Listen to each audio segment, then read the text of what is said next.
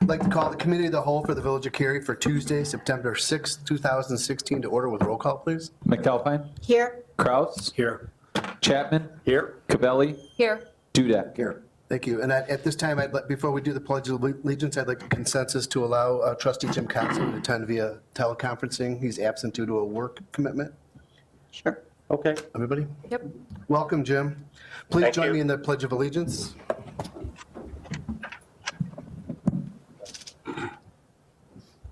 I pledge allegiance to the flag of the United States of America and to the republic for which it stands, one nation, under God, indivisible, with liberty and justice for all.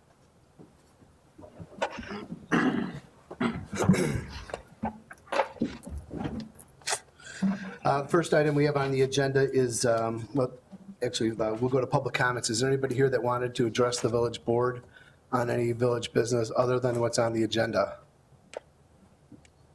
No one? Jake, did anybody sign in?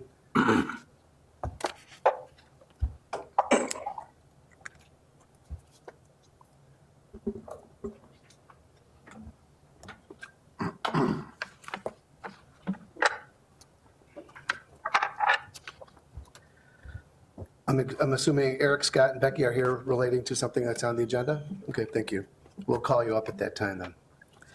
All right, the next order of business is a consideration of the August 23rd, 2016 special village board meeting minutes. Were there any changes, corrections, edits? Not here. All good? Good for the consent agenda. Thank you very much.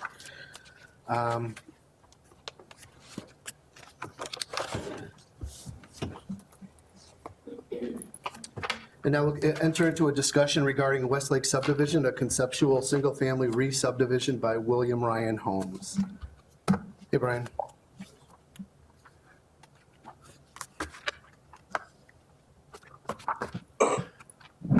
Thank you, Mayor. The proposal before you this evening is to review a development concept by William Ryan Homes for the existing Westlake subdivision. Little background on the project. Received zoning and annexation approvals from the village back in 2003. Was approved for 227 single-family attached townhome units. And part of the development also included development of some retail properties along Three Oaks Road, the existing Westlake shopping center where Family Video and Jimmy John's are located as part of this development. The development included various amenities, including the construction of a bike path, recreational facilities. There was a park constructed and also a detention basin that was designed to serve the subdivision. And then the roadways and applicable parking facilities were also constructed for the townhouse development. Currently, 67 of the 227 units have been constructed, which is a little less than 1/3 of the development. The majority of the townhomes are located in the northern half of the subdivision, north of Wellington Lane. There was one structure that was built towards the entrance of the subdivision, which was utilized for model homes, but presently has residents living within it. All the roadways and sidewalks and utilities that were installed as part of the development have been accepted by the village, with a few pockets of sidewalks to be installed for areas where townhomes have not been constructed as of yet. But the rest of the development has been substantially completed up to the point where it currently is. The village has not issued a building permit in the development since 2006, so it's been over 10 years since the village has issued a permit for a new structure in the subdivision. Under the proposals or approvals, 118 units are planned to be constructed south of Wellington Lane, still to be constructed, and 42 units north of Wellington Lane are left to be constructed. The proposal, which is conceptually before you this evening for discussion from William Ryan Homes, is to re-subdivide the southern portion of the development from the 118 units that are approved for townhomes to subdivide it for a 61 lot single-family detached home subdivision. The subdivision would be comprised of small lots subdivisions under our existing minimum lot requirements. 6,900 square feet in size. It's proposed for the smallest lots. Lot width, the minimum would be 55 feet proposed with a proposal to have a maximum lot coverage on the properties of 50%. The proposal also includes requests to reduce the exterior side yard setback to 20 feet for homes that would be on corner lots, and then interior side yard setbacks between existing or adjacent homes to 6 feet, where our code requirement is 8 feet. There's two paths that this project could take to go through the zoning process if the consensus of the board is for it to move forward. The petition as presented, or concept as presented, was seeking approval for rezoning the property. Presently, the property is zoned R3, which is our multifamily housing zoning requirement. Would rezone it to R2, which is a single-family housing district. By rezoning it, it would require a significant number of variations, as listed here, as far as the lot width, lot size, setbacks, and then also would require an amendment to the annexation agreement that approved the development, as the annexation agreement spelled out that the property would be zoned R3 residential. Since the agreement was approved in 2003, it still is, has a 20-year time clock on it, if you will, that would still be in place until 2023.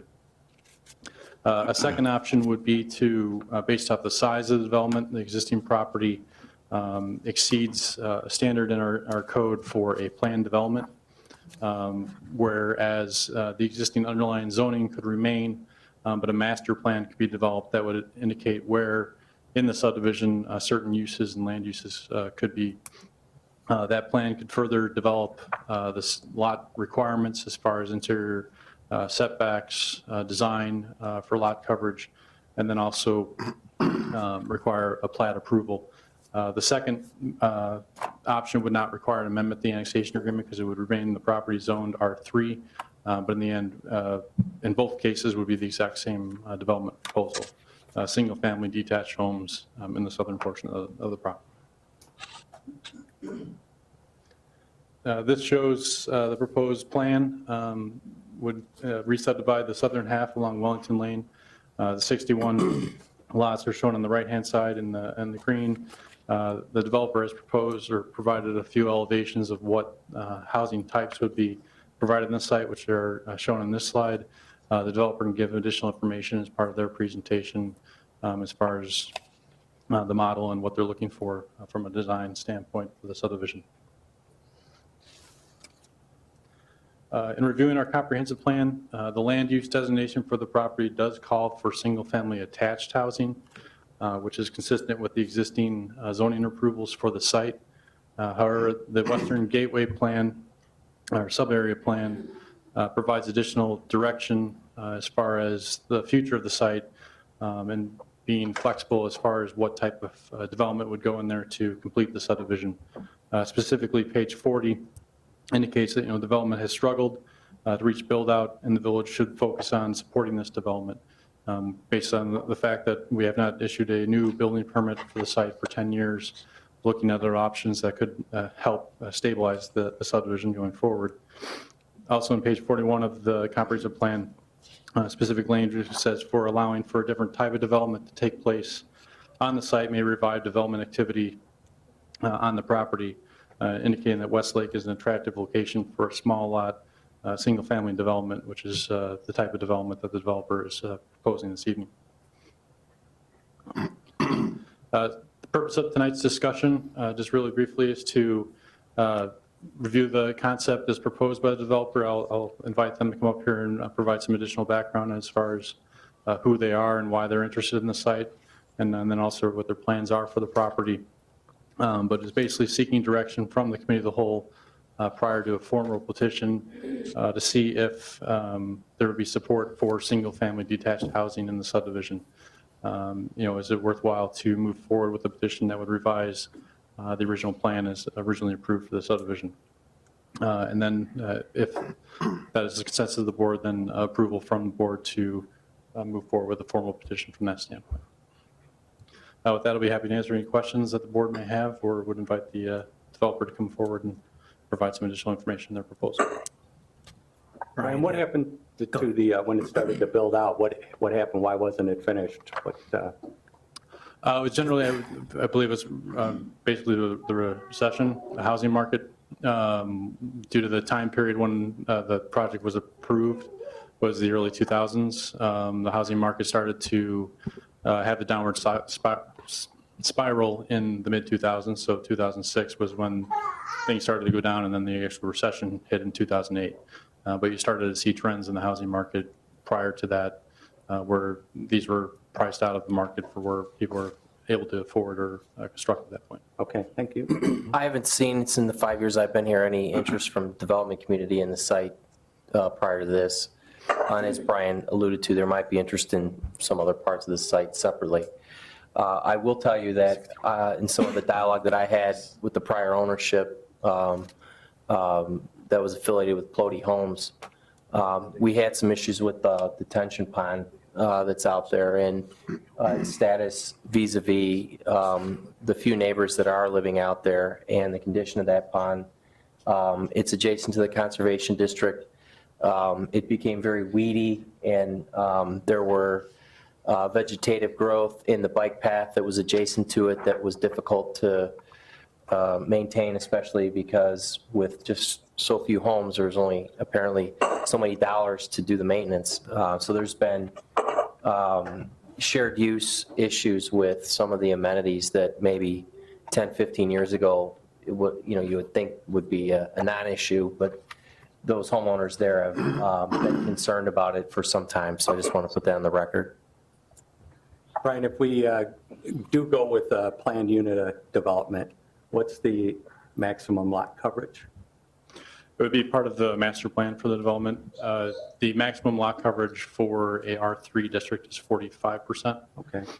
So that would look at the entire developable area. So that would include the detention basin and all the open areas as well. That would be part of that calculation. Okay.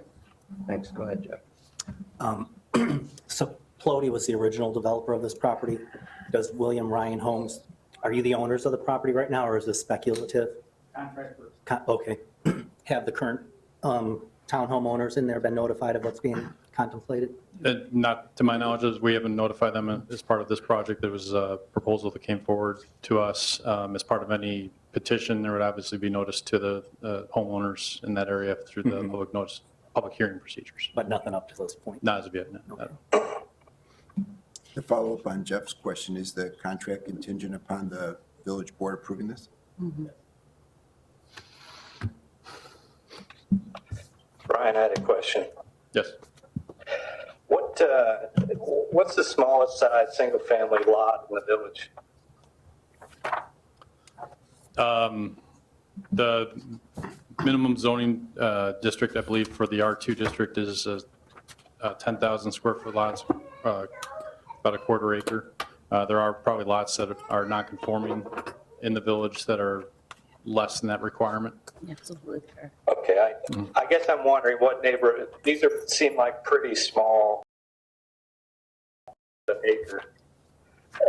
And I'm not really aware of any. Foxford Hills is pretty dense, but it seems like this is going to be even more so. Correct. This development would be, the lots would be smaller than what Foxford Hills has from a development standpoint, but it would be a specific cluster for this area. From a development standpoint, it would be, the homes would be closer to each other than other locations in the village.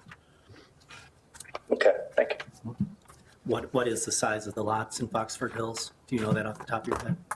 Off the top of my head, I know there were, I think they were a quarter acre, but they were, I think 75 feet in width. Okay, I live downtown and mine is 66 by 135 in the old part of town. That can give you some, it's 10,000 square feet, so that gives you an idea of what we're talking about. Has there been any discussion as far as making the lots a little bigger? I've not had discussions with the developer to widen the lots at all. Has there been any discussion with the developer? You know, normally when you have these type of small lot cluster housing, there's some trade-off where they provide like cluster of open space to offset the cluster of density they do. I don't see any enhanced open space created in exchange for the, you know, multiple density enhancements they're asking for. Is there any discussion about that? No, from the standpoint of looking at development was to complete this area of the original subdivision. So the original subdivision included the open space of the detention pond in the park area that was donated just off the corner of Wellington Lane.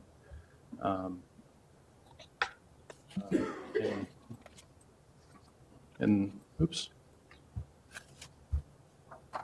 In this location here. So there already has been park space that's been donated in the subdivision. It's the Westlake Park is located in that location. And then there's a larger open space for the detention basin in the northwest quadrant of the property. No, Main open and space. that There's was, no new open space proposed as part of this proposal. right, and those parks were designed based on the density that was proposed before. Correct. And the density overall for the project would actually be reduced from number of townhomes that were approved was 118 in this location, would reduce down to 61. So it would reduce the density by almost half as far as what was originally approved as far as number of units in the site. Did I miss it in any of this information? Do we have an idea of what the price points of these houses would be? The developer can provide some information on that. Any other questions for Brian? One for Brian. Okay. Do you want to introduce the first petitioner then? Hi, I'm Nate Weitzma with William Ryan Homes. Going to our drive. Okay. All right. Hi, good evening. We first became interested in this property over a year ago. And at that time, actually, it was probably a year and a half ago. At that time, we had just completed a deal with Plody, the previous developer of this property, to essentially do the very similar thing we're asking for here in Algonquin. They had done a development there called the Coves, and it was planned for 100% townhomes. 22 or 19 of those townhomes had been built. Previously, the bulk of that development was fallow since 2006 or so, about the same timing as this project. And we essentially re-subdivided that entire project to single family. So it's a good example, not too far away, to take a look at and see how it kind of looks now that we've been building out of it for the last year and a half. At that time, once we kind of reached conclusion of that deal with Plody, they had been talking to us about this property. We had just, I think we're kind of in the final couple lots of wrapping up the enclaves at Fox Trail that we built out. It was a little bit further into the project off of Cary Algonquin Road. I don't recall exactly how many lots were back there, but we built that out. We were just completing it, and we were very happy with Cary. The community was very well received. It sold out well. We were encouraged by the price points we were able to achieve, and so engaged conversation with Plody about trying to maybe do the same thing here. Obviously, the north portion of this development already has several, I think 63 of the 67 units are already built to the north end. So to do an effective re-subdivision of that property was pretty difficult with the existing units. But the south portion was very similar to the project we did in Algonquin. After kind of engaging conversation with them, unbeknownst to us, Turnstone, an investment group that's kind of nationwide, they own basically distressed real estate assets all over the country, had already come in and offered to buy the property as a townhome development and just basically sit on it as part of their portfolio. After engaging conversation with them, didn't really go anywhere. They said, no, we feel that we want to hold on to our townhome zoned inventory for a number of years, and then eventually that market will come back. It was only more recently that they came back to us and said, you know, we like your idea. Would you be willing to still buy the property? And of course, as I said, it's a contingent contract. We've come in with essentially the same concept as we've done before. I can show you some in our submittal. I don't know if you all got copies of kind of our narrative and our package that we submitted. We showed some example architecture. Oh,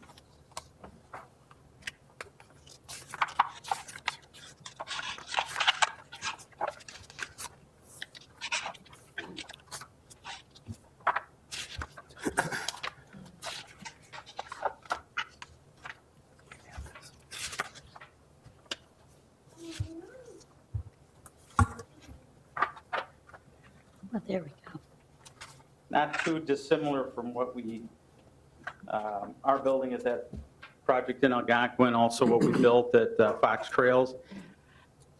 Since the enclave of Fox Trails, we've updated a lot of our architecture, but we're not an entry-level builder. I guess we define ourselves as kind of a move-up builder.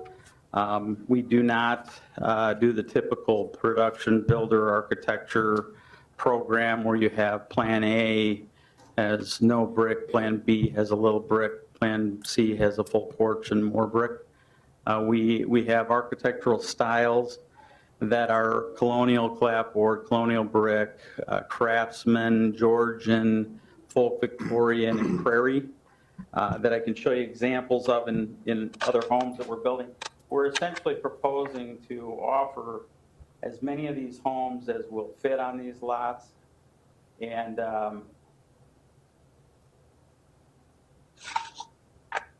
you an example of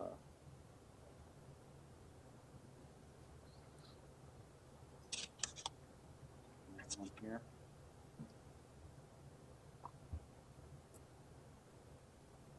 So this is pretty typical where all 6 of those styles would be offered in one home. And you can see from the plans, a craftsman is drastically different than a prairie. Prairie is more of a Frank Lloyd Wright style, big overhangs, shallow roof pitch. A Georgian has a whole different style again than so what we try to do is we offer a lot of different architectural styles. Part of what we would present to you formally if we move forward would be new designs also. In addition to the 13 plans and 4 to 6 elevations we offer for each home, we'd incorporate other plans.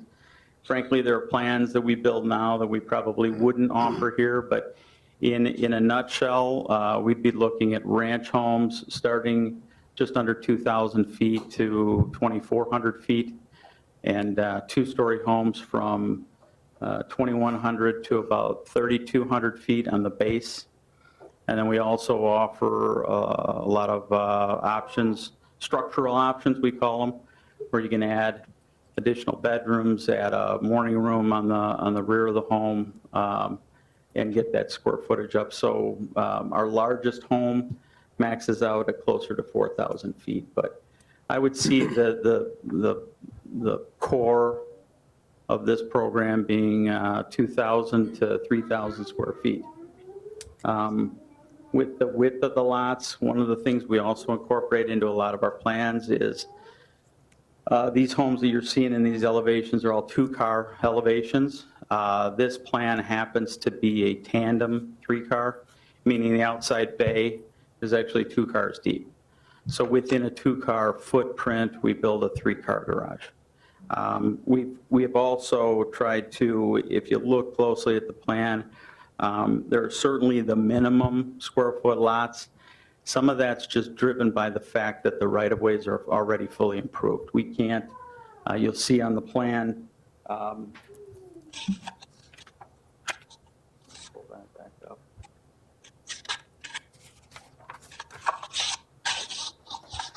Since we're already locked into a street pattern, you can see some of the lots, like this one I'll point to, lot 47 in particular, is an extremely deep lot. That's great. It's a premium lot. It'll sell for more money. You'll be able to build a bigger home on it. Some of the cul-de-sacs are the same way. Those are already fixed points. So there certainly are minimum lots, but we've tried to do is combine that 55-foot minimum width with 60-foot lots backing up to the park, and then some of these cul-de-sac lots that'll provide enough width for that 2-car elevation with even an additional 10-foot third stall garage on it. So be able to offer a wide range of homes, and that's what we typically do in most of our communities. We try, I like to say we try to be everything to everyone, but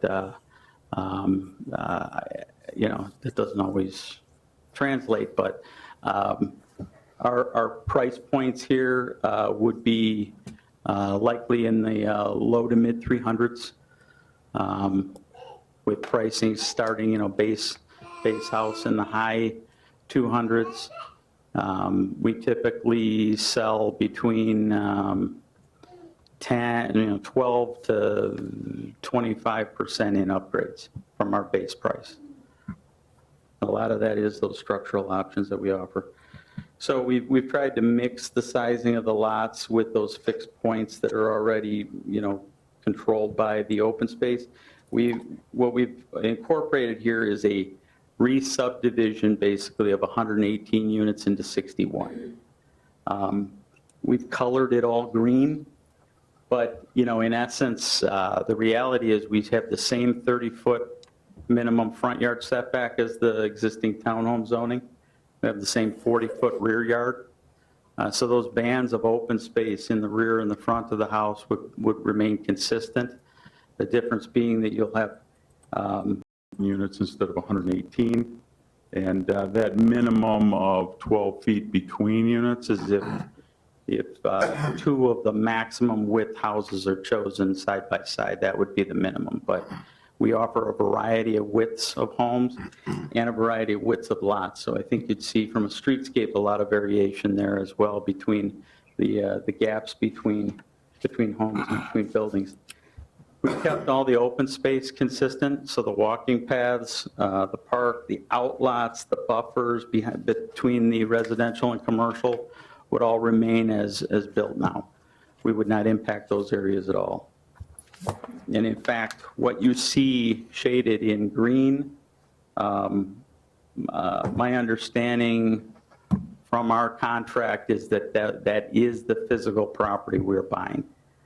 So all the footprints of land outside of those green areas are already incorporated into limited common element, common open space for the townhomes. So while we would participate, the way I see this being layered is there's a master association that includes all the townhomes, and then there would be a sub-homeowners association for the single family.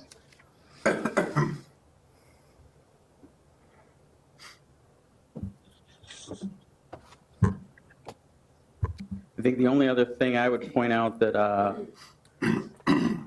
would have any direct impact from an engineering standpoint, we have not gotten into any of the detailed calculations here, but I'm sure that the pervious surface area of a single-family transitional plan here is much greater than a townhome, or I'm sorry, the pervious is greater. The open space, so that may have some positive impact on some of the existing detention areas with less runoff. The other point that I would highlight is we would propose to eliminate the guest parking spaces. There are some that are in the cul-de-sac islands, which wouldn't be necessary for a single-family development.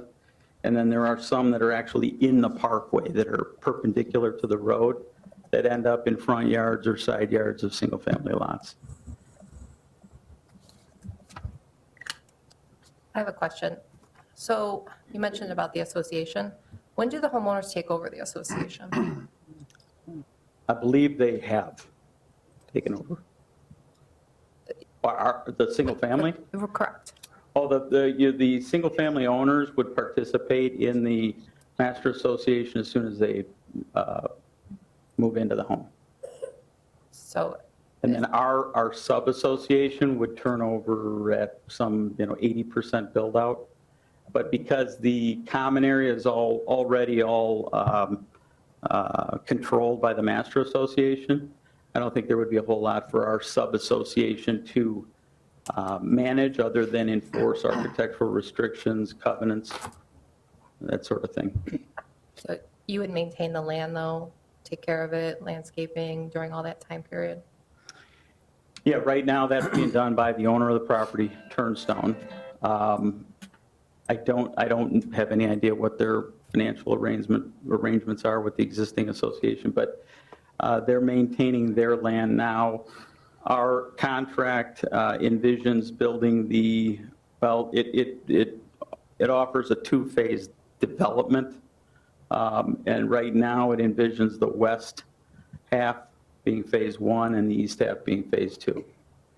So what we tried to do a little forward thinking on here is the actual redevelopment of the property will consist basically of rebuilding curb that's already pre-depressed for 4-unit townhome buildings.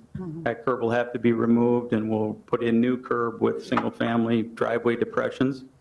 And then a lot of, I'd say most of the services, the water and sewer services that are there for townhome units aren't going to line up perfectly for single-family. Those that do will remain. Those that don't will be abandoned. Those where there aren't services, we'll put new services in. So that's most of what the redevelopment will consist of, is services and curb work. But still, that's still a disruption, and the construction itself will be a disruption for the existing residents there.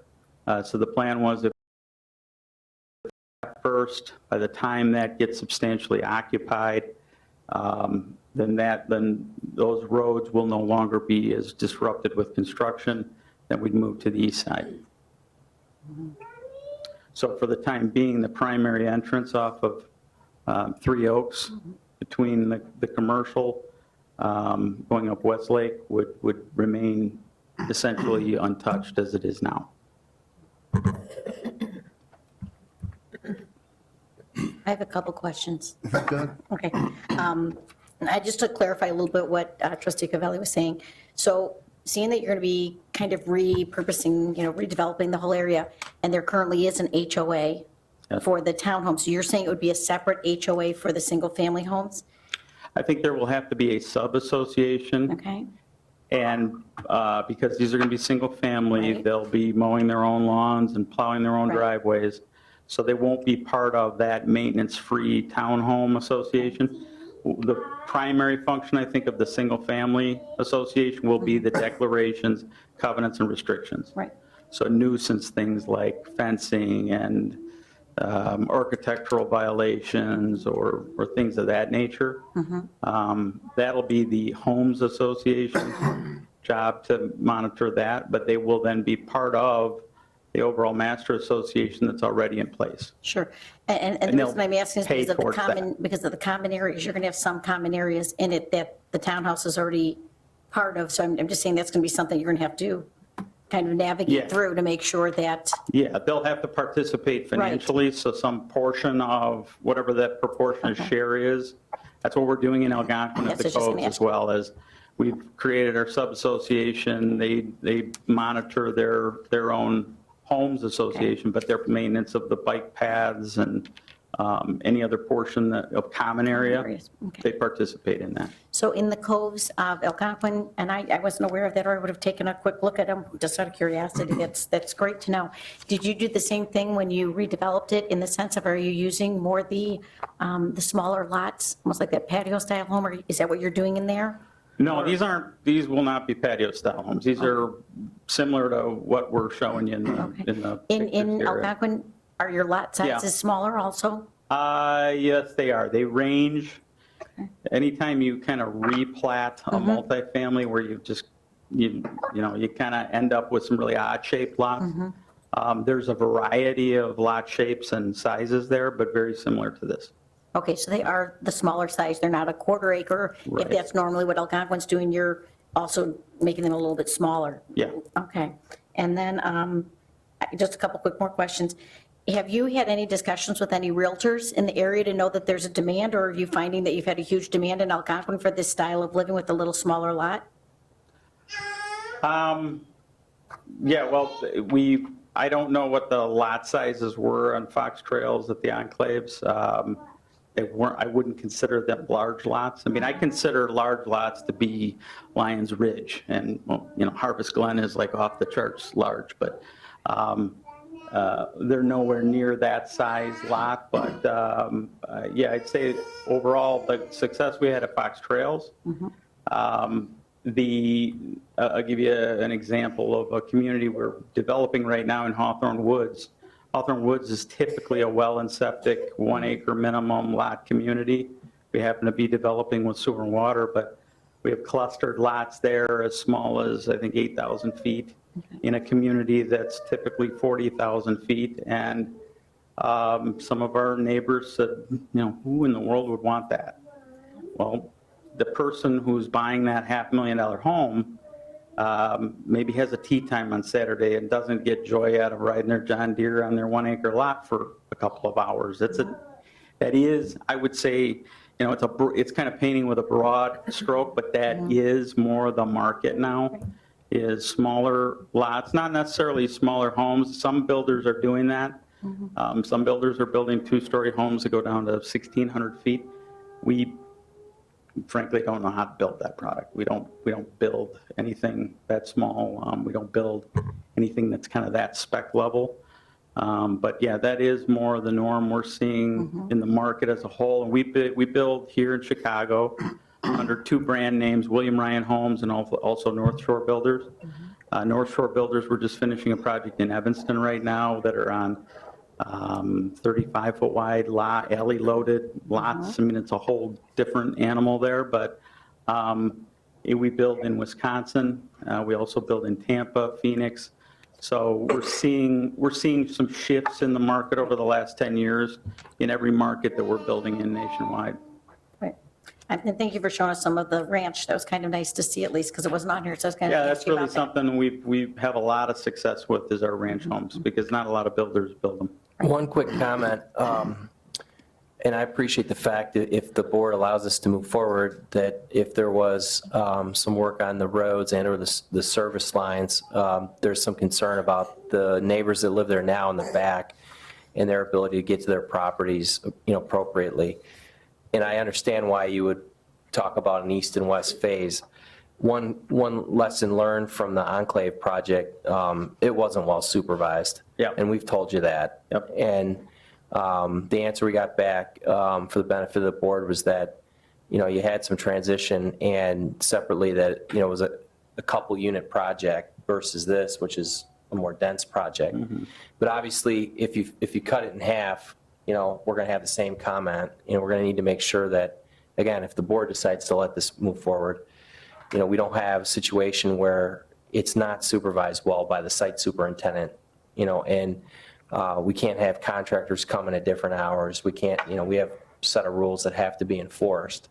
And I just want to lay that out there now, because you're going to hear about it here in a little bit. It sounds like I see some of the residents that I worked with a while back on the other project, and that's just pretty important. So I want to put that out there. Yeah, and I, just to answer, you know, address that, I think that project started in 2013. We've, you know, been slowly since 2013, really in earnest, have been rebuilding as a company. I like to tell people we're the youngest 25-year-old company in the country. We really are. You know, it was from 2008, 2009 to 2013, our core company in all of Chicago consisted of maybe 5 people. And it was, you know, it was survival. And we've been in rebuilding mode. We've gone through a lot of growth pains, and that project being one of the first production projects coming out of the ground for us did not go smoothly. Okay. We recognize that. Thank you. Do you know what the scale of the townhomes are compared to what the height of the single-family homes might be? From a height standpoint, I think they'd be similar. Probably some of our homes might be at or near the same height. Some would be lower. But I think that from a scale standpoint, similar. Yeah. I think those townhomes being all two-car garage, they're probably, I'm guessing they're maybe 30 feet wide on average, those units. So we're talking 42 to 50-foot wide homes here. There are just a couple lots that I see that are pushed up right against the townhome buildings that might need enhanced setbacks just because of the different type of character of home you want to build. So you might need to think about maybe combining some lots to build some more setback in to avoid those inconsistencies. Jeff, did you have anything to say? Ellen asked my questions, and then I had a few that I asked beforehand. No. I think we have parcels in town that we ought to have these conversations before a project comes before us that we can kind of talk about and say, hey, you know, I have some ideas for this property. Because like the western part here, I've always thought that would be a good place to put a restaurant perhaps overlooking the lake. And then the back townhomes, I always thought would be a good place to maybe put in some kind of alternative senior housing, like 4-unit, single-story homes between the townhomes and that. So I just think from now on, we ought to have conversations about empty parcels we have in town before something comes before us and we're kind of forced to make a decision based on that. Why don't we get something lined up and say, that's kind of what we're looking for. A good time is during our UDO process. We're looking at things more. I just had a couple questions.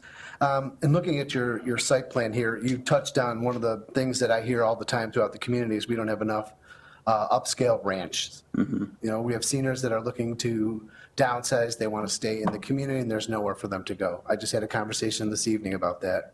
You know, they're looking for a place to downsize to. They have parents that want to, they don't necessarily need to go to Three Oaks Assisted Living or any other type of senior housing. They want to still maintain a ranch. Would you consider making maybe that back corner, the western portion, lots like 36 through 37, like a senior cluster for 55 and older, and just all ranches? We would consider, I guess the word isn't restricting. We would offer a minimum number of ranches. We do not build age restricted. You really have to have a critical mass of homes because you're creating a restricted, association of maintenance that kind of has to have a critical mass to it. But yeah, I would have no issue at least offering a certain number of lots for ranch home or offering a number of ranch plans that is part of our PUD.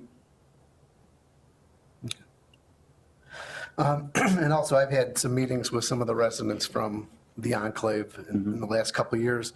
And you've mentioned that you're going to have a change in management and that stuff. How have you worked now to remedy any of the existing issues that you have? And what type of management do you foresee in the future? Is there going to be like a superintendent on site all the time? There's going to be one person that's going to be maintaining it so that there's some continuity? Yeah, when we were building the Enclave, Fox Trail, the market was still very much recovering, just kind of in the infant stages of the recovery. And I think the challenge there, one of the challenges there was mismanagement at the top, which that management has changed. There was also a challenge in that when we were not selling enough homes, the production would be sporadic. So we would have 2 homes under construction. So we'd have our guy from another project managing both.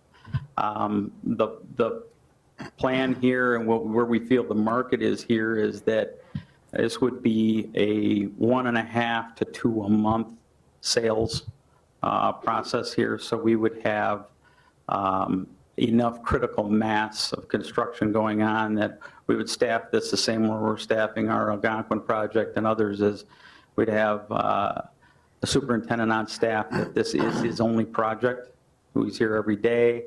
And then typically we would also have an assistant superintendent, and in some cases a laborer, but that would be full-time. So that is that's our management of these developments now, as opposed to what it was somebody trying to cover 2, in some cases 3. One of the things we were doing when we were in survival mode was we would build our plan, whatever plan you wanted, if it was a Jefferson with all these options, you wanted to build it in Arlington Heights on a tear down lot or a vacant lot, or you wanted to build it in Downers Grove or Schaumburg, or we would build that house. So part of what our superintendents were doing at that time was they were managing the scattered site construction of these semi-custom homes, and then projects, probably multiple projects, because the projects were still only doing, 6 to 10 homes a year, so it was very slow. This community, we think, will build 20 homes a year, minimum. Is there any other questions? I have something to say. I thought it was a nice presentation. I just have some concerns, and probably the biggest one is the lot sizes. They just seem very small. 40% or so smaller than the typical lot would carry. And I guess, is there any way you can alleviate my concerns on that?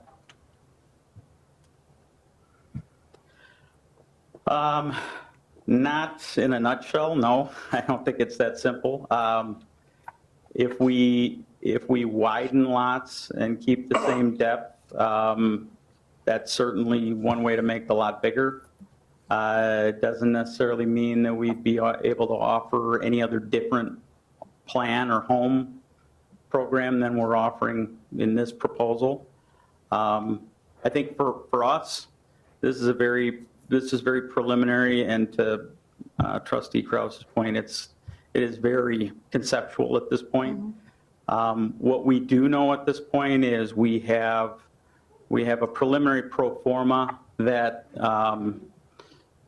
if, I guess our position is we'd rather know now if it's an unacceptable plan, because at this point we're about to now engage a lot of consultants, an engineer, land planners, architects on the redesign of some of our homes that if it doesn't work and if it's not going to be acceptable, we'd rather just know that now and move on to the next project and let Turnstone figure out their next move here. I think Turnstone had indicated they had a buyer for the 42 townhomes to the north who we spoke to a few weeks ago, and they indicated they were walking away from that contract and not moving forward. But I have no doubt that in another 10 years there'll be townhomes built there. I hope. But we think we will deliver an architecturally pleasing home. I think the setbacks and the lot sizes are not atypical from other communities we're building in. And I guess, it's a long way of saying it. There is a balance economically for us to say if you took out 1 out of every 6 lots and you made the lots all wider, certainly there'd be less density and fewer lots, but the economics probably don't work. And frankly, for us, there is a limit here. I'm a little torn because I happen to live in Crystal Lake. I happen to like Cary a lot. Not the football team so much, but the community itself. I've been very familiar with Versman's work over the years, and I would love to have an opportunity to build a fully blown William Ryan Homes program someday in this community. But that program for us that would probably reach into the high 300s and into the mid 400s, we can't sell that home here in a townhome community behind commercial property. So this isn't necessarily all of what we think Cary can offer to the housing market, but it kind of is what it is. It's a redevelopment of a multifamily community without much of a marketing of a single family residential marketing window. That's going to be one of our challenges, is driving single family buyers here to this site who, aren't just turned off by the mixed community, being townhome and single family, and by the commercial. So there's a limit to what we think we can offer in a home package here that I think kind of Yeah, I drives us appreciate to that. this program. I appreciate that. I think that you as a builder have a very good product and a good reputation, and I'm not picking on that at all. I just feel like these lot sizes are too small. It's just too dense. And look at the neighboring businesses and what this backs up against. It seems like townhomes are a better transition from the businesses to townhomes than eventually the single-family homes in another part of town. So I have concerns there. And in the current format, I can't say I'm a real supporter of it. And that would lead me to say, you know, or go down the direction of the planned development and what we could possibly do with that. Any other comments? Yeah, I do have a couple questions. I want to kind of follow up a little bit on Trustee Kostler's comments. First question I have for you is, have you done a feasibility study on this yet? From a marketing standpoint? Yeah.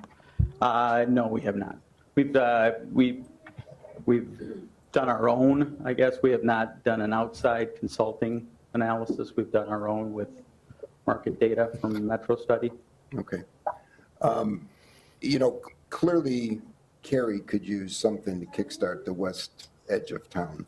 And since I've been on the board, this has languished. I mean, nothing has happened. I've heard numerous stories about all sorts of potential. Lord knows, heard plenty of stories about all the issues with the pond and trails and all of that sort of thing. So it's been a challenged piece. I'm a little about the lot sizes. There's nothing wrong with being a little bit innovative in today's market. I think as builders, you guys are having to reinvent yourselves quite a bit. But I really do think we need to seriously look at it as an economic development tool on the west side of town, notwithstanding any comments that you might get from some of the residents when I'm done talking. I do think that I could live with the smaller lots. One of my questions is, it seems like going a planned development route is an option, but yet that's not what you're talking about. So I'm a little bit curious if Brian or Nate, you can address why that's not being suggested at this point in time.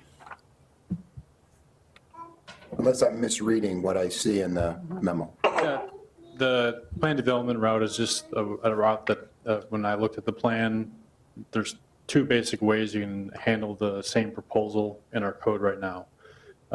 When we originally discussed with William Ryan Homes, the proposal we discussed rezoning from R3 to R2, and then as reviewed deeper, there is the planned development provisions in our code that you could allow or approve a development that would basically establish a master plan for the entire subdivision that would call out the uses for the single family attached in the north and the single family detached in the south.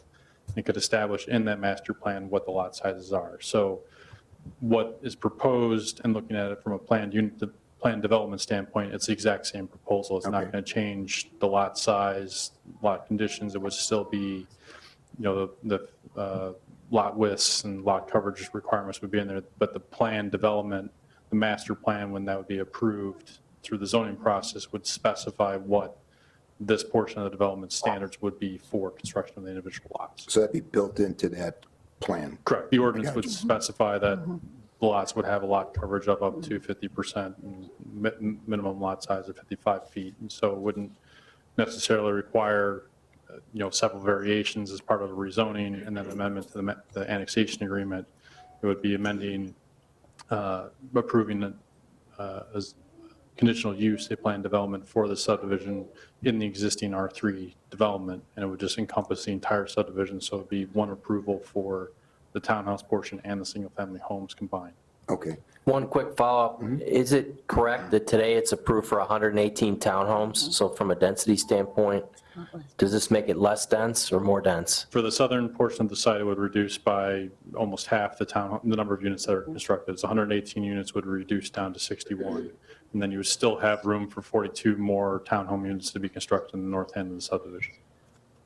And what approval level is there on this land today from the original approval? I mean, Total for the entire subdivision was 227 townhome units, okay. and Thank the proposal would reduce it by about 60. So another one of my questions was absorption, but it sounds like based on your numbers, you're looking at about a 3 to 4 year project here?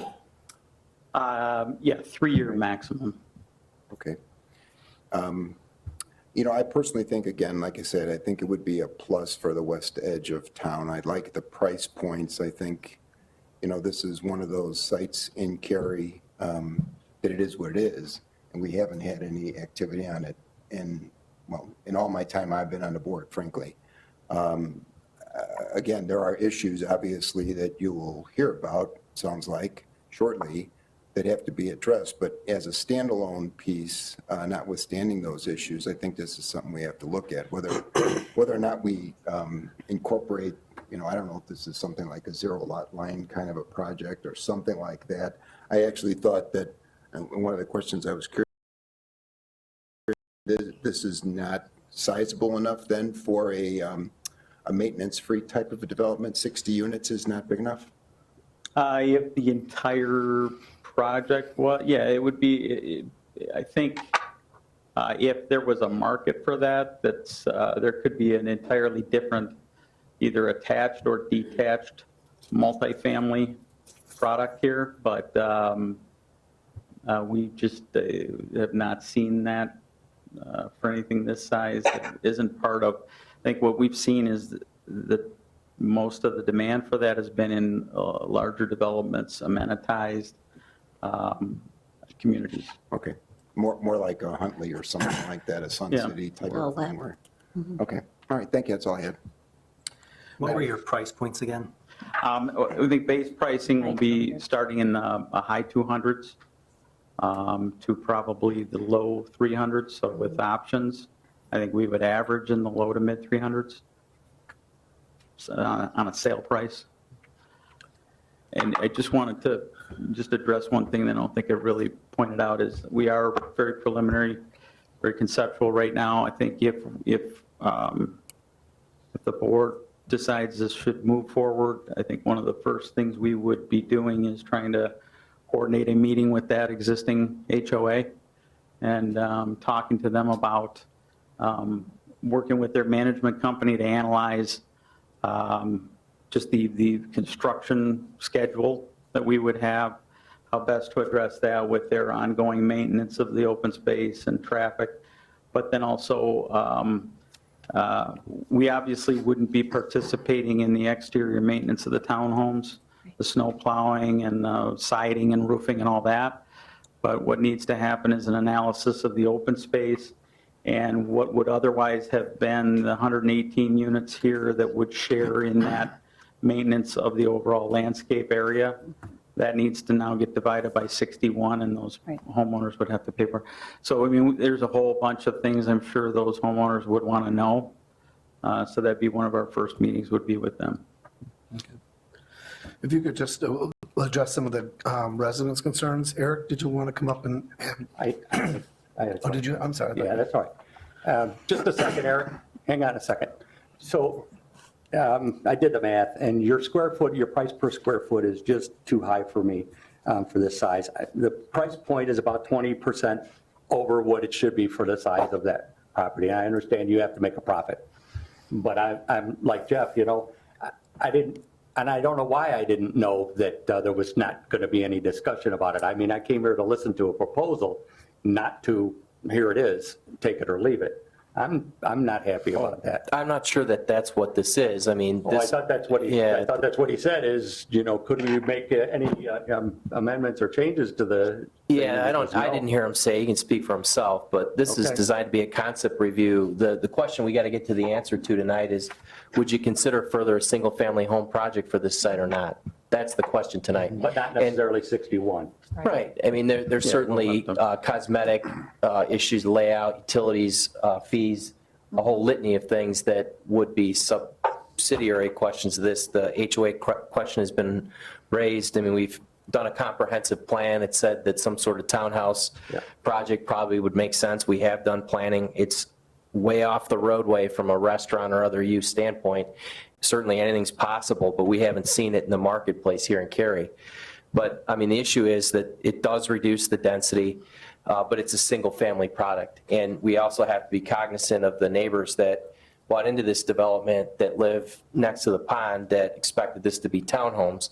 If the use changes, I don't know how they would view that. I know that from those that I've spoken to over the years, as I indicated, there's been some concerns about, this to be almost a vacated area, and security, safety, lighting, all that, those kind of things. So tonight, the question is, are you open to looking at a single-family project or not for this general site? All right, okay. But it sounds like it has to be at about this 61 lots, though, to make it feasible. That's what he says. Yeah, I didn't want to give the impression that I'm just saying, this is the plan, take it or leave it, but there is a threshold that is economically feasible. I don't think it's far off from what we're proposing, but that doesn't mean we're not willing to sit down and look at alternatives. And as we kind of fine tune the plan, we're certainly going to be coming back through a whole process here. Anything else from the board? Well, can we come back and ask follow-up questions? We'll talk to the residents. Eric, you can come on up. I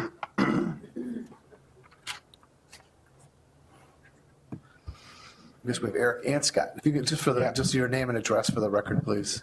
Eric Samuelson, 531 Enclave Drive, Cary. Scott Weichel, 523 Enclave Drive. Okay. The reason I brought Scott up here is because I just got elected as the HOA president for our community 2 weeks ago. So I'm a little bit new to all that is going on in our community. So I think basically we are coming before the board right now to present the issue of the fact that William Ryan has not returned phone calls, returned emails, and has basically ignored us about the HOA that has been established last year. There are funds totaling almost $6,000 that we are out based on previous landscaping that was paid by our HOA, as well as there was amounts that were paid actually at closings. There was actually 8 residents that paid as part of their closing to the HOA reserve. Those funds to this day have never been forwarded to us. Last year, William Ryan, right before the turnover, attempted to try and collect an HOA assessment. Most of the residents said, with the distrust they had with William Ryan, they said absolutely not. We will not pay it to William Ryan. Unfortunately, 4 did, and to this day, we have yet to see any of those funds as well. They also basically stuck us with several $1,000s worth of landscaping bills that they had a master, like a sub-agreement with the landscaper as the builder to pay. And basically that landscaper, starting last summer, basically wasn't getting phone calls returned. They were trying to get their bills paid.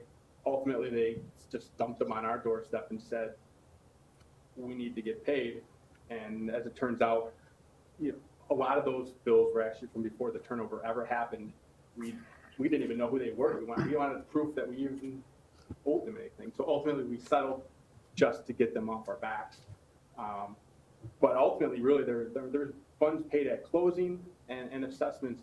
We've asked for full accounting. We have no articles of incorporation. We have no tax ID. We have no bank statements from them.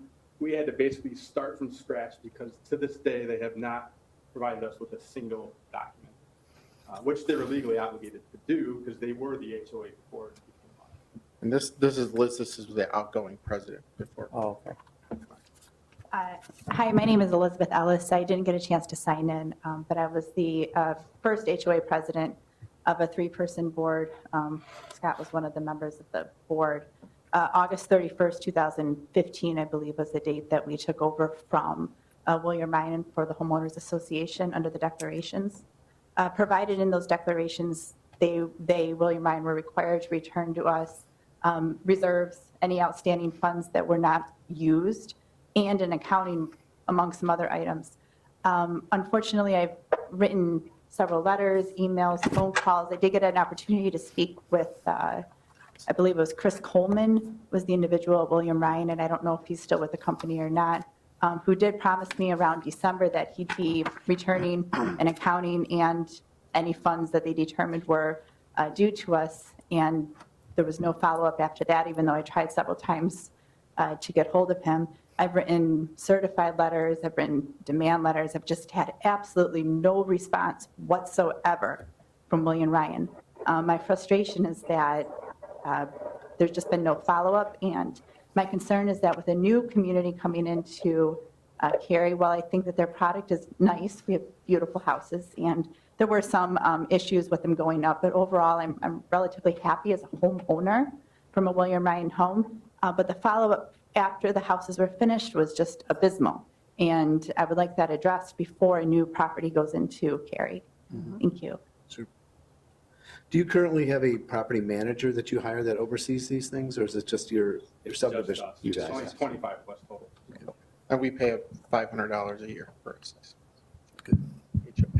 Are there two houses that are not part of the association as well that are built there after you guys were platted and built? There's 2 lots that are not built on yet. They're still not, Still okay. 2 lots. All right. It's 25 total lots. There's a few of the houses within the HOA that are not William Ryan built homes. Yeah, there are 5 of us. Okay. And they're still part of your HOA? Yes. Yes. Okay.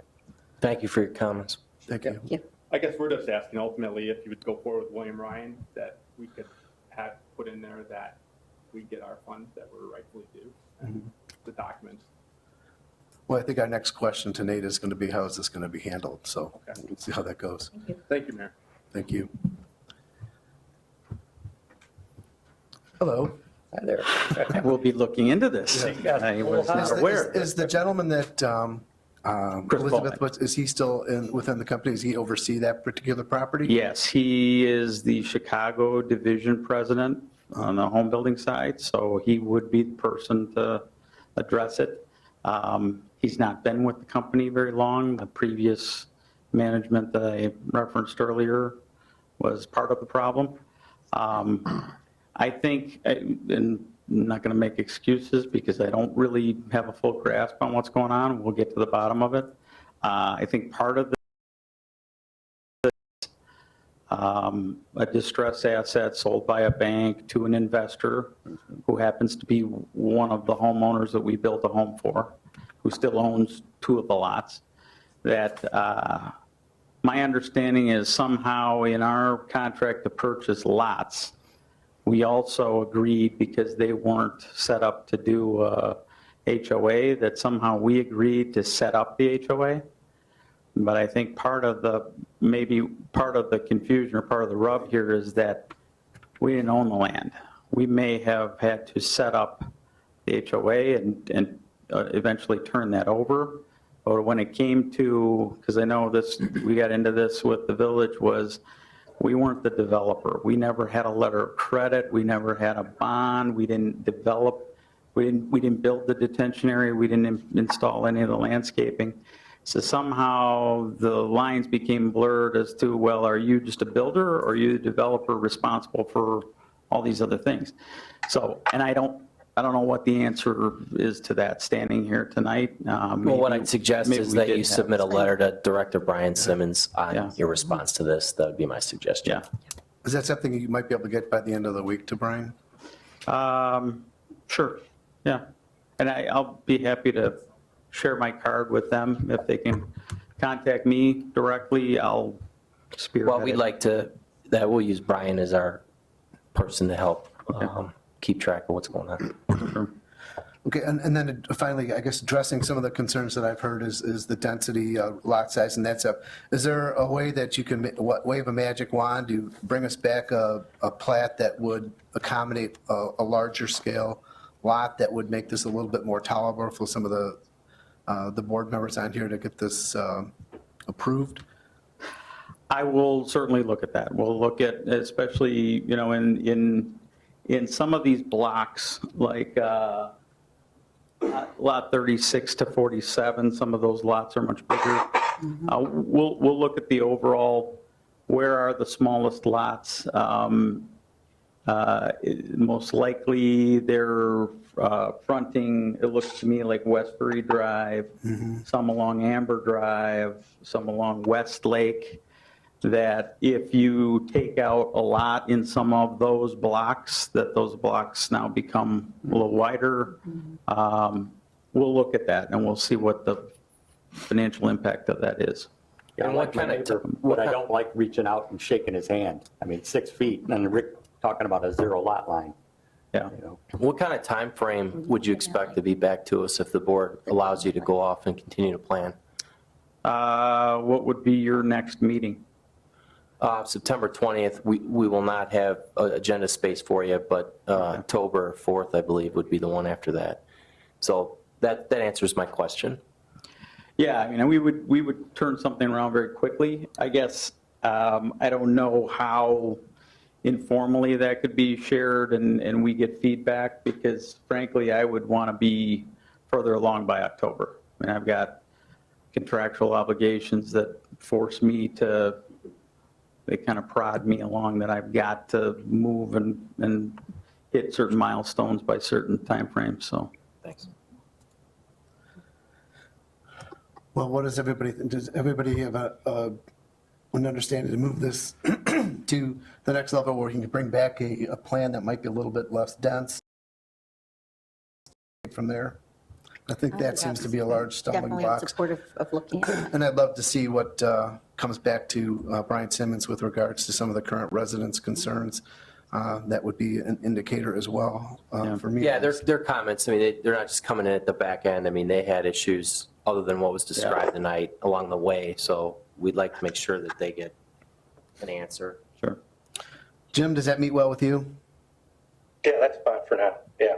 Okay. I'm not supportive of it in the current shape and form, but if there's some alterations made, I'll take a look at them. Great. Okay.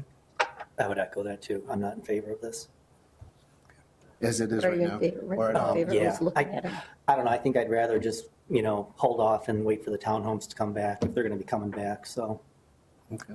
I just don't see when townhomes in the back are selling for like 129, how you think you're going to get the upper 200s to lower 300s with these size lots and stuff up here when they're going to be so close together. And I just don't see it working out. Have you had any contact with any of the existing homeowners in that, in the Westlake that are kind of sporadically placed? No. Thank you. All right, thank you. Thank you. Thanks for coming. I'll move the cupcakes. Next, we'll move to a discussion regarding the revolving loan fund.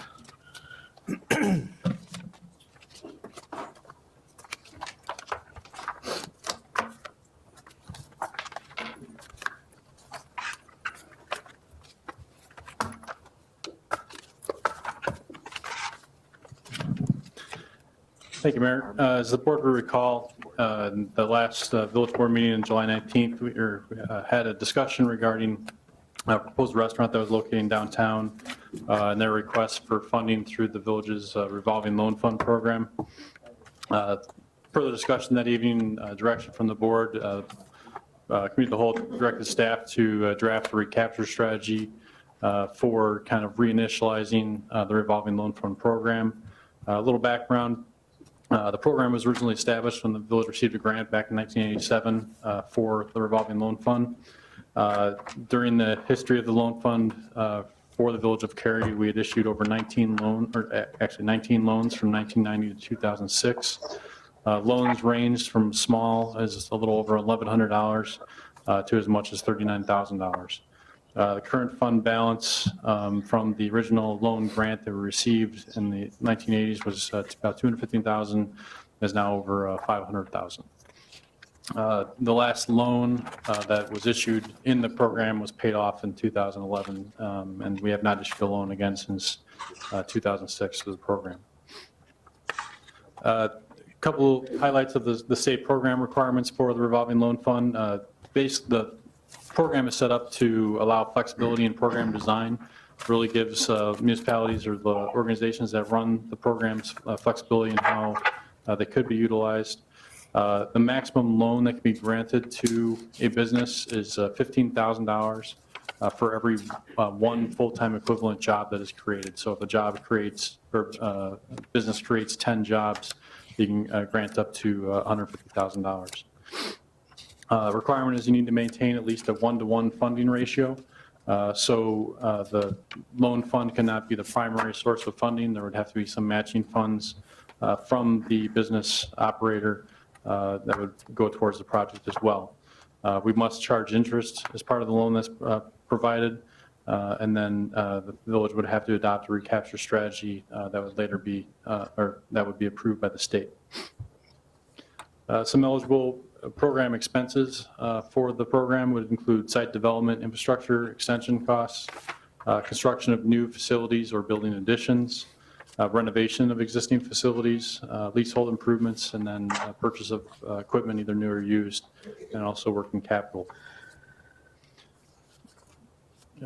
Funds could not be utilized based off information shown on the slide, includes refinancing of existing private debts. So if a operator had an existing loan, you could not use this program to refinance that loan. Could not finance relocation of a business from within the state of Illinois, to Cary without prior approval from the state in that requirement. Speculative purposes couldn't be utilized for marketing activities, and then loans to other government bodies would not be permitted as well. Before you this evening is a draft recapture strategy. Staff took a review of the existing or the previous recapture strategy that was adopted by the village, and then also the state's proposed or sample type of recapture strategy, and developed a new standard for the village of Cary. As proposed before you this evening would be to establish a minimum loan of amount of $15,000. Previously, the loan amount was $5,000, and then a maximum loan of up to $150,000. Proposed limits would be to limit the creation of a number of small loans, but then also to allow multiple projects to participate in the program, so that one funding or one loan would not take up the entire balance of funding. The capture strategy still proposes to maintain a 2-to-1 funding match preference. So prior agreement required that a loan recipient would put up 67% of the funding, and then the village would contribute a third of that, with the village being able to waive that at their discretion as well, but could not exceed a 1-to-1 funding ratio. Staff's proposing, again, a maximum loan term of 7 years, again, to allow the fund to replenish itself as loans are paid off, so other businesses could utilize the loan. Interest rates, similar to other communities in the area, based on the yield for U.S. Treasuries, currently would be 1.43% as last review. So that would charge an interest rate that would be based off an industry standard. Applicants would be responsible for costs for document preparation, closing costs related to the loans, and then staff is proposing that they were reviewed at the committee level, either at the committee of the whole or possibly the Economic Development Task Force as a body to review the boards, as the village board would assign that. The loan terms would eventually, or would be finalized at the village board level, approved by resolution. And then once those are finalized, staff would work with the village attorney to develop any legal documents as far as the closing for the actual loan. So this evening, we're seeking direction regarding the proposed recapture strategy. The plan would be if there's no significant comments with the proposed plan, to forward the draft to the state for review, and then formal approval by the village board at a future date if it meets their standards.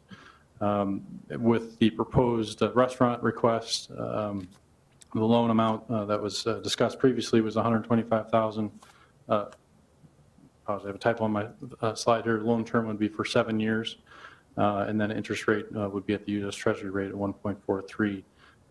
If that would be scheduled for the same review and approved after the adoption of the recapture strategy before we'd issue approval of that loan. So with that, I'll be happy to answer any questions you may have regarding the loan fund program and the draft recapture strategy you have before you this evening. What's current fund balance? Current fund balance in the revolving loan fund is $503,000 and change. And for a loan that they're requesting for this restaurant, what kind of collateral do we have, though? I think we kind of talked a little bit about it last time. We were talking about like the kitchen equipment and stuff in terms of what we could have in terms of some, because they're not going to own that building.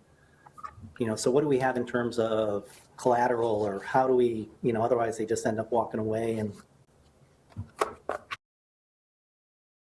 That they would be able to put up as part of the loan. If it's purchase of equipment, the equipment in the restaurant could be utilized as collateral. There could be other items, you know, that are the individual that is receiving the loan could have as collateral as well. That could be additional detail that we can require to be submitted for review before approving the loan. Do we have anything in there, like if they don't make their payments? Yeah, Anything like that to there is a protect us? requirement for within the state program, you know, as far as if you don't receive a payment, what the process is for, you know, contacting the loan recipient. If they stop making payments, then you go through the foreclosure process on a loan to try and recapture the money from that standpoint. But basically, the village will, as part of the recapture strategy, will make every effort to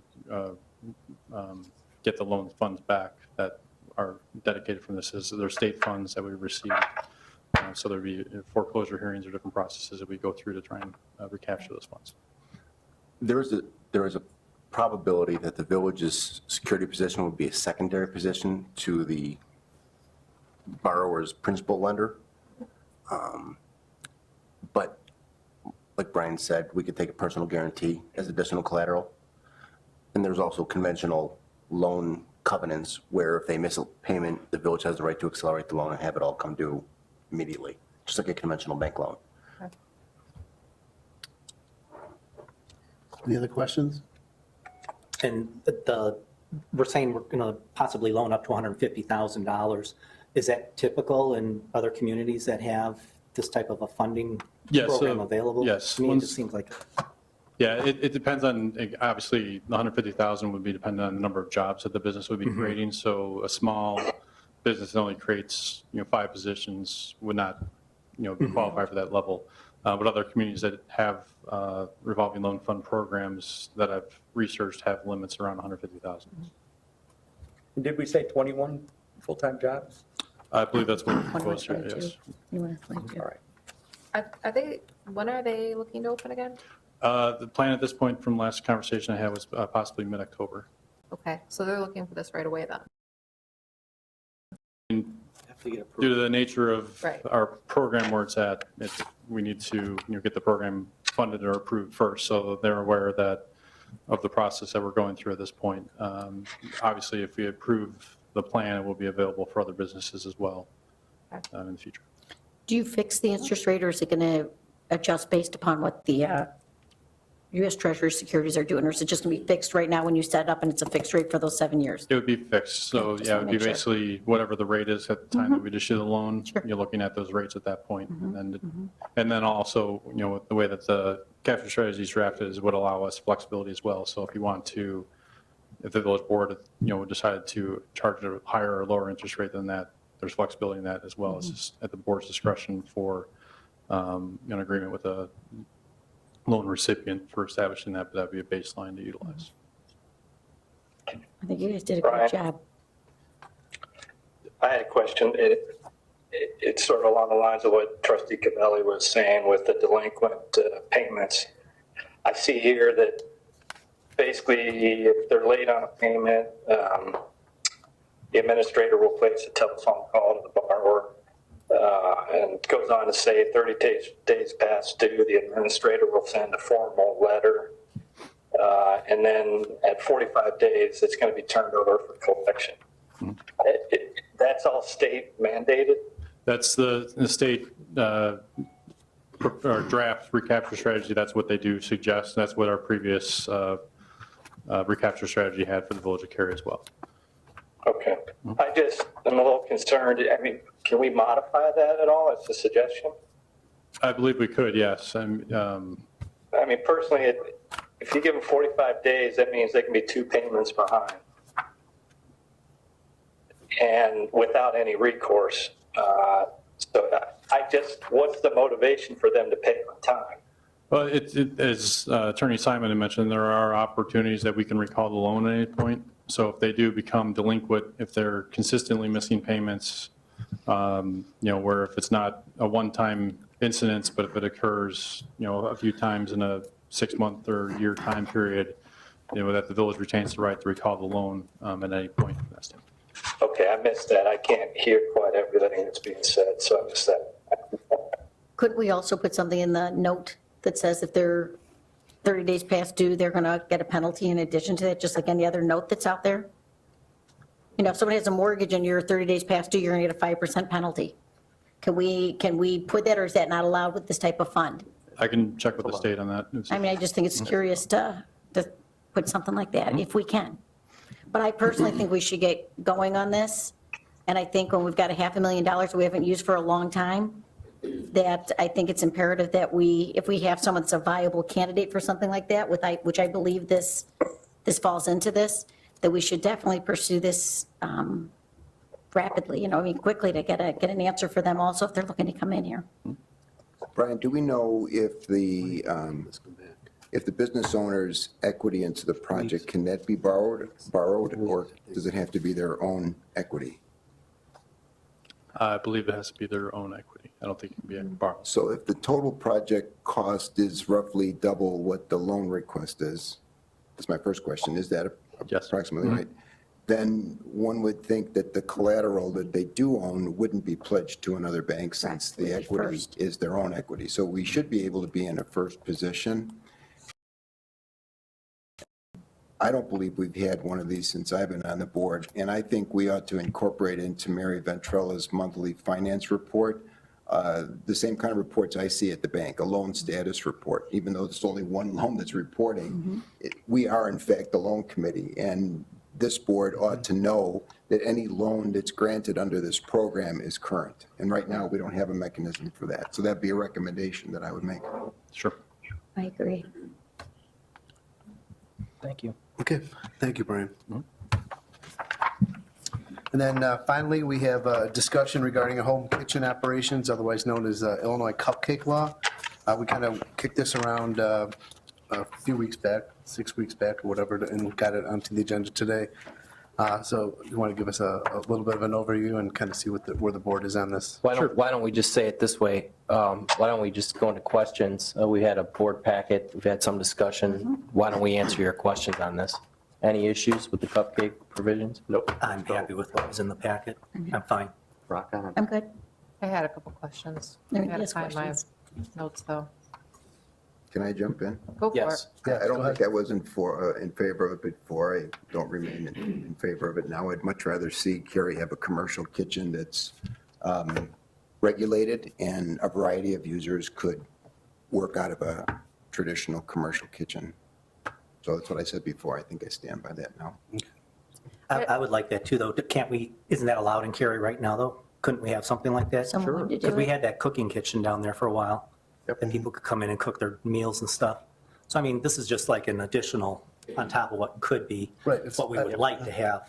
But this allows then individuals to be able to do things that they're currently doing, but now they would be Legal. Help them grow their business. I Low was overhead. just curious about it says operation cannot exceed $1,000. Who monitors all this? Who It would be, polices it? discussion with the village attorney was we can require them to register with the state as a business operation. So then if there is any retail sales that be produced by the business, that would be a way that we could track the sales that would be operated from. We would collect small amount of sales tax on it, but we can see.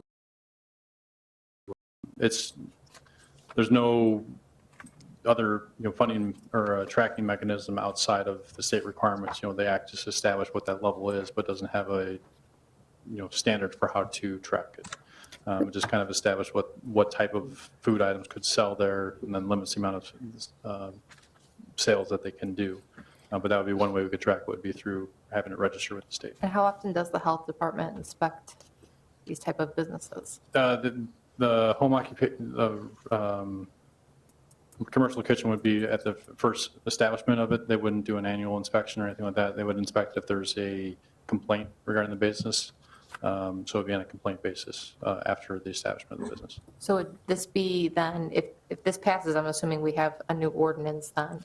So again, who would oversee that? Is that building area or?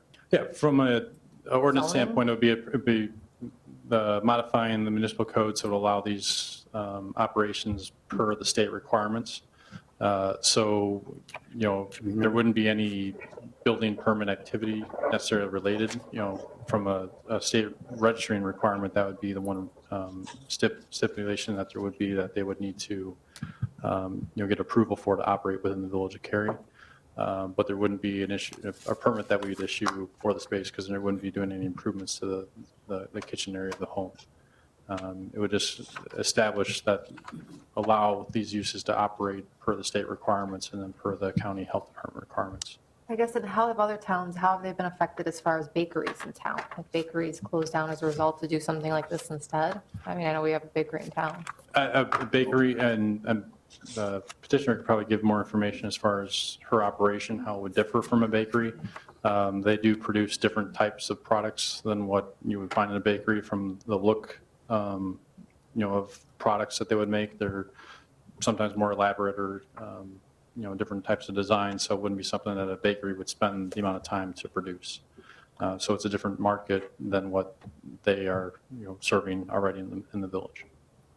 Yeah, I did talk to her at the flower shop, and I asked her, I said, now they're going to be making custom cakes. Is that, you know, going to cut into your business? Because I got the same concern as you. I don't want to cut out our existing businesses. And she said, no, that's not going to be a problem. Yeah.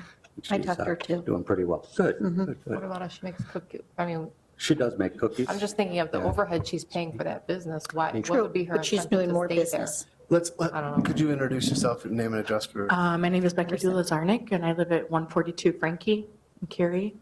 And these are my cakes. And my company name is Sweet Lolly Cakes. And I mean, I know they're, you know, I have the same concerns when I started this, and when I see other people making a lot of cakes. I can't sell any cakes right now. So these are all made for personal use or for free. But I do want to say that, for instance, the one with the dog on top took me 25 hours to make. So it's a completely different thing than like the flower shop, you know? They can't make that. They don't have the staff. They wouldn't be able to charge enough to make enough money on that cake. And, you know, like in my business model, I would sell for $1,000, 1 to maybe 5 cakes a month. So, you know, it's not really cutting into someone else's business, and that wouldn't be my goal anyway. I'm finding very high-end clients who want something that a commercial bakery cannot offer. They just don't offer it, all butter, or they have a different method of making things. So my work is very specialized, and a lot of the other custom bakers are the same way. So $1,000 is very little money a month for what I do. And, you know, just to, you know, I looked into renting commercial kitchens, and it's just not feasible for what I do. I need too much time if I have to do something, if I have to do my work somewhere else. I need too much time. It just doesn't work, and nothing really fits. So, and there are many, Crystal Lake and Woodstock have passed this, and there are established in-home bakeries there. And there are a lot of commercial bakeries there that are doing very well. So I don't, you know, see the problem. You know, it's catching a different market than what a commercial bakery is. So. Thank you. Do you have any other questions? I know there was a concern about how much are you actually baking, you know, using your oven for or whatever. And I did, if someone's selling things really, really, really cheap, the most they would be using their oven is about 5 hours a week. For me, maybe 2 hours a month, or if I'm making 1 cake a week, 2 hours a week. So there's not really a safety concern so much with, using your kitchen. So it's mostly in the time to decorate things. That's where the custom work is. Would the board ask staff to craft an ordinance for this and bring it back to the village board for further consideration? Any other issues prior to us doing that? Obviously, we've got one trustee against. Trustee Kostler, how do you feel about this? In general, I'm not real supportive of it. Seems like it's sort of opening up Pandora's box here a little bit. And I'm not really sure how a lot of these things can be enforced. I get the circumstance here, but the original law was written for a child baker from her home, correct? Mm-hmm. So I'm not really sure the intention was for people, adults, to work at home and bake and make money. So. But on the flip side of that, you're going to have people baking with no overseeing at all and not having to take and pass a sanitation course where they're learning how to make their products safer or what not to sell from their home. I think it's better that people at least go through that training and at least have some they have some knowledge than just having people make whatever they want out of their home and selling whatever they want. Adam, can I ask one quick question since we're talking about that? Since we're now going to oversee this, if it passes, we oversee this program. Let's say somebody gets violently ill, sick, blah, blah, blah. Is the village liable for any of that? No. Okay. No, I would have my own liability insurance. We have the authority to design a licensing scheme, and as a condition of granting a license for this as a home occupation, we could require her to disclose her revenue and produce a proof that she's taken the sanitation class and been inspected by the health department. So we would sort of have her show us proof that other people have done the safety inspections and whatnot.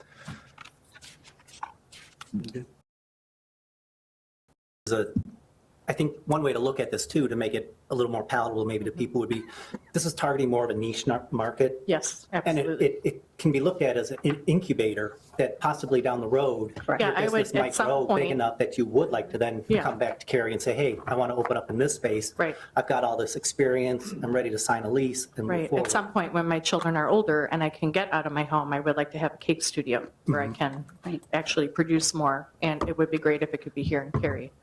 I like it akin to, you got to look at people like Apple. You start off in the garage, you got to start somewhere. So, I mean, as long as you have things, safety measures in place, I want to support local entrepreneurs in our own village that really want to do something, because we don't know what the future is going to hold. So I think it's a great, as long as we've got some good types of things in there. Thank you. Jeff mentioned incubator, and that just makes me say, boy, I wish we had passed the chickens thing here to allow people, they could then get you your eggs. Fresh eggs for Yeah. You can cakes. go to the farmer's market. Yep. Okay. Thank you. All right, so we'll draft an ordinance and bring it back to the board. Thank you, Brian. We're going to go ahead and punt the department head reports to the village board, and I will entertain a motion to adjourn. So moved. Second. All in favor? Aye. Aye. We will reconvene at 8:40 or